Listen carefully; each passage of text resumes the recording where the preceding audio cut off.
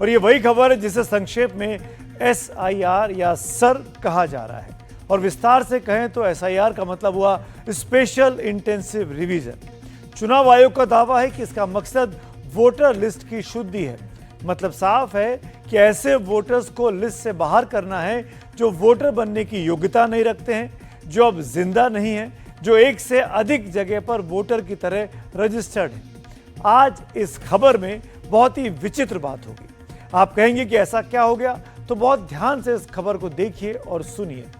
आपको स्क्रीन पर मेरे साथ बगल में एक कागज दिखाई दे रहा है। दरअसल ये एक चिट्ठी है।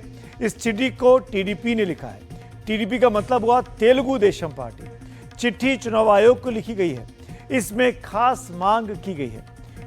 इस लेटर में जो तस्वीर कहा गया है वो खास ध्यान से सुनिए।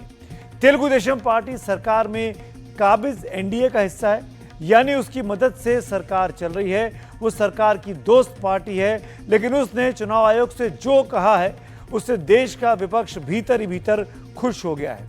तेलुगु देशम ने चुनाव आयोग से कहा कि किसी भी बड़े चुनाव के 6 महीने आगे पीछे SIR की प्रक्रिया ना की जाए, ताकि वोटर का विश्वास की रक्षा हो सके और प्रशासनिक अमला सुविधा से कार्रवाई कर सके। SIR के स्कोप को साफ साफ बताएं ताकि कोई कंफ्यूजन वोटर के मन में ना रहे। वोटर के नाम काटने की प्रक्रिया संतोषजनक होनी चाहिए। प्रवासी वोटर्स का पूरा ख्याल रखा जाना चाहिए। बर्डन ऑफ प्रूफ ERO पे हो, ना कि वोटर पे हो।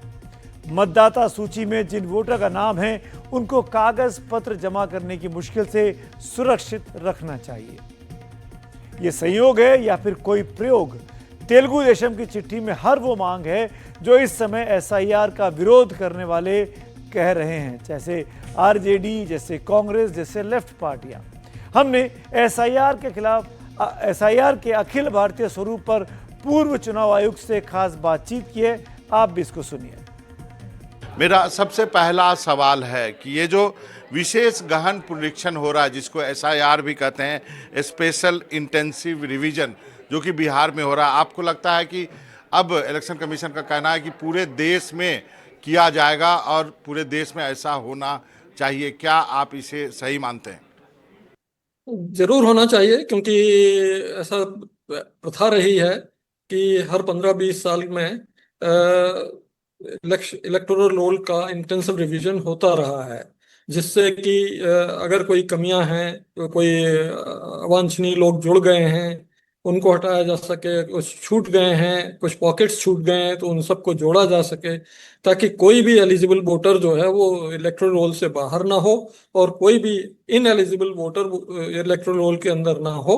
बाकी समय समरी रिवीजन से काम चल जाता है, ताकि इलेक्शंस वगैरह टाइम से होते रहे।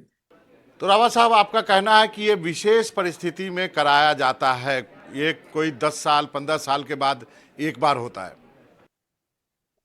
नहीं, विशेष परिस्थिति की बात नहीं है। वैसे इस बार विशेष परिस्थिति लग रही है, क्योंकि इलेक्शन कमीशन ने खुद ही कहा है कि ऐसा प्रतीत होता है कि बहुत से विदेशी जो हमारे यहाँ आ गए हैं, इमिग्रेंट्स, इलीगल इमिग्रेंट्स, उन लोगों को पहचान करके इलेक्टोरल रोल से हटाना है। अदरवाइज इस तरह का कोई कारण नहीं रहता है। सिर्फ कारण यह है कि भाई एक बार इंटेंसिव रिवीजन हो जाए, फिर 10-15 साल बाद फिर हो जाएगा। बीच में हम समरी रिवीजन से काम चला सकते हैं, क्योंकि उसमें छोटा मोटा जोड़ भाग ही होता है। आपको लगता है कि ये जो स्पेशल इंटेंसिव रिवीजन होगा, SIR होगा, तो क्या इसमें उन 3 चीज़ों को भी जोड़ना चाहिए, जैसे Aadhaar card, voter card, ration card, जिसकी बात सुप्रीम कोर्ट ने कही है? क्या इन सब चीज़ों को इंक्लूड किया जाना चाहिए? ये मैं नहीं कह सकता, क्योंकि माननीय सर्वोच्च न्यायालय ने ये सुझाव दिया है इलेक्शन कमीशन को कि आप इनके बारे में भी सोचिए। तो अब इलेक्शन कमीशन उसके बारे में विचार करके जो भी निर्णय लेगा, मुझे लगता है वही सही होगा। ये भी कहा जा रहा है कि नागरिकता आप तय कर रहे हैं वोटर लिस्ट के बहाने, ये तो इलेक्शन कमीशन का काम नहीं है। आपका क्या कहना है, क्योंकि आप मुख्य चुनाव आयुक्त रह चुके हैं?